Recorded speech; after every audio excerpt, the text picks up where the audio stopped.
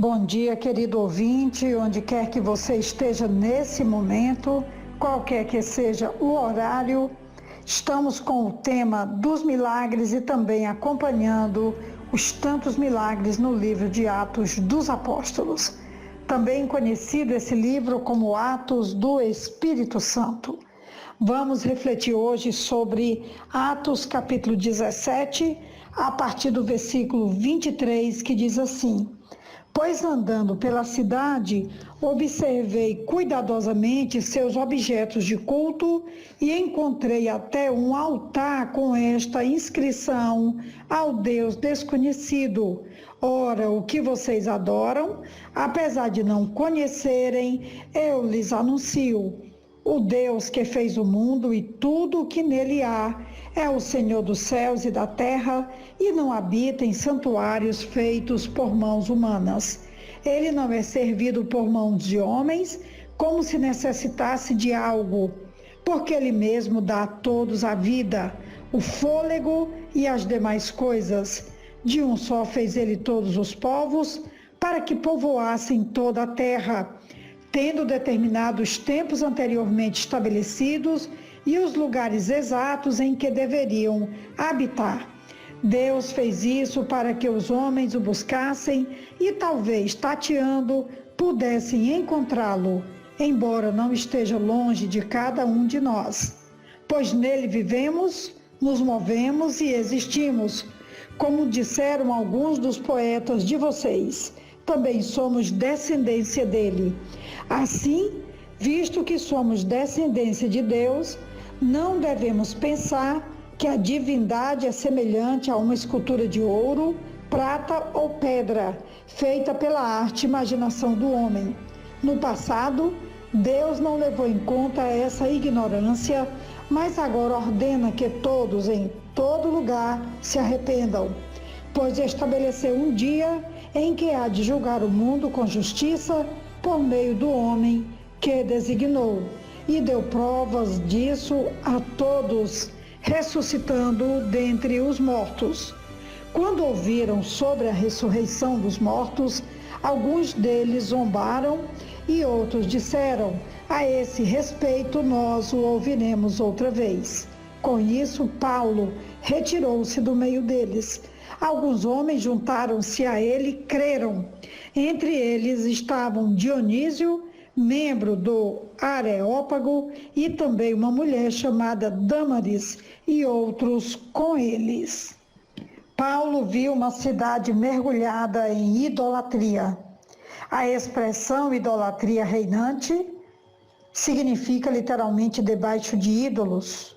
O que Paulo viu foi uma verdadeira floresta de imagens. Não eram feitas apenas de pedra e bronze, mas de ouro, prata, marfim, mármore e pedras preciosas confeccionadas pelos melhores escultores gregos. Mas eram imagens que representavam deuses gregos. A partir do versículo 16 desse texto, ele diz: enquanto esperava por eles em Atenas, Paulo ficou profundamente indignado ao ver que a cidade estava cheia de ídolos. Por isso, discutia na sinagoga com judeus e com gregos tementes a Deus, bem como na praça principal todos os dias com aqueles que por ali se encontravam. É muito interessante olharmos que no versículo 23 vai ser acrescido que, andando pela cidade, Paulo observou que os seus objetos de culto, ele encontrou vários altares com várias esculturas, inclusive uma ao Deus desconhecido, para que os gregos não esquecessem em nenhuma hipótese de que eles haviam contemplado todos aqueles que poderiam ser adorados, temidos e amados. O texto afirma que seu espírito se revoltou.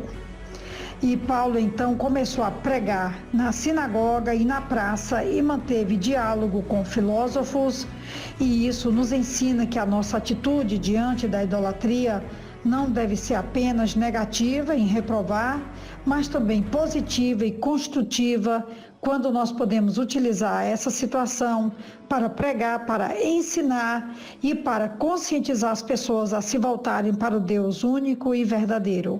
Ao pregar para 3 grupos diferentes, religiosos na sinagoga, cidadãos comuns na praça e filósofos intelectuais, não podemos deixar de admirar a habilidade de Paulo para pregar a todos. Como escreveu John Stott, Cristo deseja mentes humildes, mas não reprimidas. Aproveitando o altar ao Deus desconhecido, como eu já fiz 2 vezes uma citação desse áudio, Paulo anuncia o único Deus verdadeiro. Ao fazer assim, ele não apenas condena a idolatria grega, como apresenta 5 fatos acerca de Deus. Vale a pena ler mais uma vez esse texto, quando Paulo vai descrever sobre a pessoa de Deus, o alcance do seu amor e, acima de tudo, seu envolvimento, seu comprometimento e o seu amor eterno.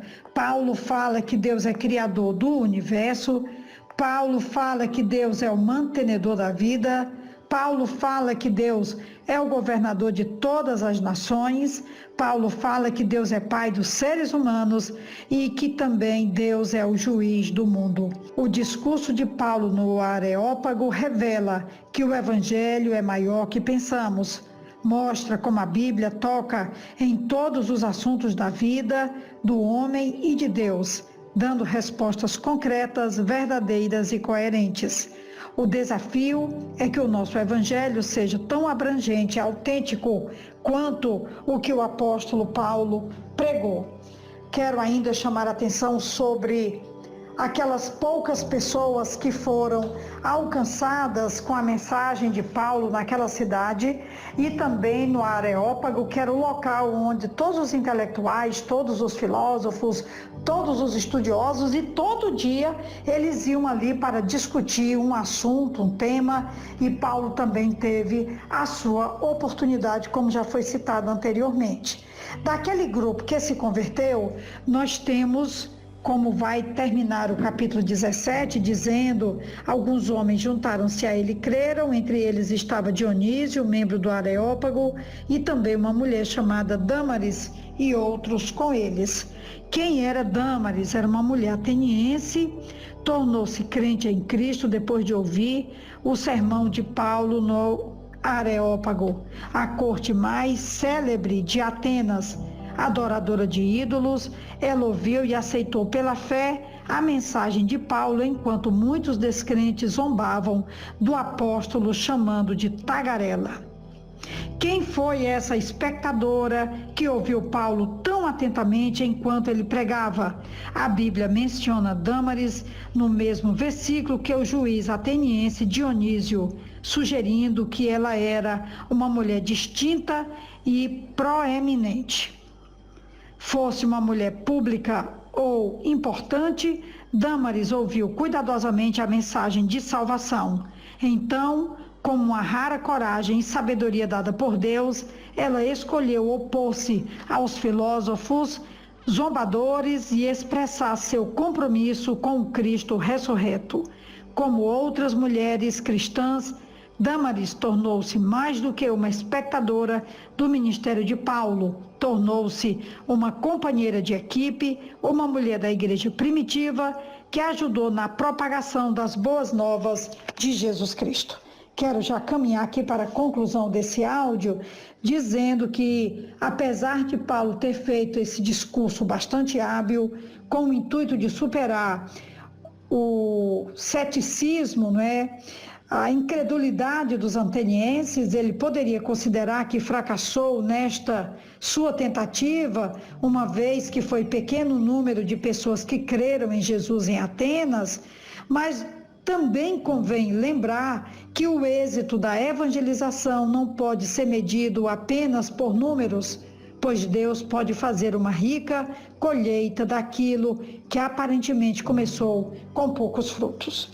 É com essa certeza que nós nos alegramos de que o evangelho avançava, Paulo conseguia pregar, manter-se fiel ao chamado, pregando aos gentios e ganhando vidas preciosas, estratégicas, influentes por onde passava. Hoje a personagem é Dâmaris e Dionísio, que creram e se voltaram para o Senhor, e a viagem de Paulo continuava alcançando os propósitos estabelecidos, que era levar Jesus até os confins da terra. Essa é, pois, a reflexão de hoje, e desejamos que o Senhor continue falando conosco e nos ajudando, nos abençoando. Um grande abraço. Aqui quem vos fala é a pastora Betinha, da Igreja Batista Esperança, e essa é, pois, a nossa meditação de hoje. Amém.